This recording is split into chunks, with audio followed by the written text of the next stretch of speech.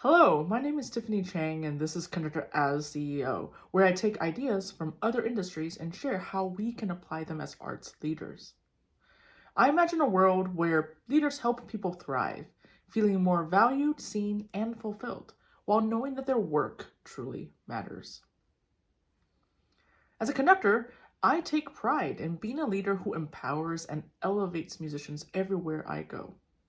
I take serious responsibility in maximizing the potential of that impact. Because in my mind, nobody wants to feel like they are wasting time doing something that they don't believe to be worthwhile for their own growth. Just last week, I finished a gig that left me feeling like I did not maximize that potential. And it left me feeling inadequate as a leader. I felt like I wasn't able to elevate the musicians nor motivate them toward gaining a sense of ownership and purpose. The bottom line was that I did not feel like I had been a good leader who inspired others as I had hoped to. A colleague gave me some really great perspective in saying that feelings are valid, but they are not the truth. And she was right. I received a number of cards and notes from the musicians after the show, and I was shocked to discover how often the word inspiration appeared in the messages. That could not have been further from my reality. In my mind, I was most certainly not inspiring because I was not being the leader that I wanted to be. Then I realized that I was judging this mostly on how I was not able to elevate the music making as I had intended. In other words, if I were really inspiring, it would have led effectively to measurable artistic results, or at least a palpable desire to strive for those results. And I felt like I wasn't getting that. But at the end of the day, clearly, something about my work and impact was inspiring to them. So what was it? And why wasn't I able to see it? So all this made me think of two questions. First, what does inspire really mean for me as a leader? What do I hope to do, and what do I hope the people to gain? Two groups of thoughts emerged from this question.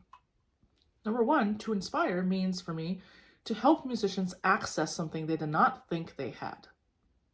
This means pushing someone to work harder, setting the bar yet even higher, while believing and trusting that they can achieve it. Number two, inspiring to me means helping musicians see more clearly. This could be seeing a vision, a goal, or an impact. It could also be providing them with a different perspective, helping them see something in a different light, or putting their work into a context that makes sense. These two intentions are inspirational to me because, number one, it keeps us honest and motivated about becoming better. And two, it helps us see that there's not just one path to arrive at our goals. Now, the second big question that I wrestled with was whether the fruits of a leader's inspirational work must be visible immediately in order for it to be meaningful. So in this last experience, I thought that I did not see the results, so therefore I was not being inspirational. I might have really inspired someone to work hard toward higher standards, and they might simply not have had the ability or capacity right now to reach it. Internally, they can feel stretched, while not necessarily having shown a measurable change externally. Likewise, I might have inspired someone to understand where they're going or how they fit into the bigger picture. That doesn't automatically, however, lead them to figuring out the best ways to execute that understanding. The impact is still there in both cases, but additional time may be necessary for that impact to manifest in tangible results. At the end of the day, there are always 100 things I could have done differently to have been a better leader. I'm always able to be better. More importantly, through this reflection, I have learned a bit about what inspire means to me and how it plays out in my work. Each leader is allowed to define inspire differently. And regardless of those details, it is always humbling to examine how our definitions of inspire infuses the experiences of the people we lead. My blind spots were also revealed.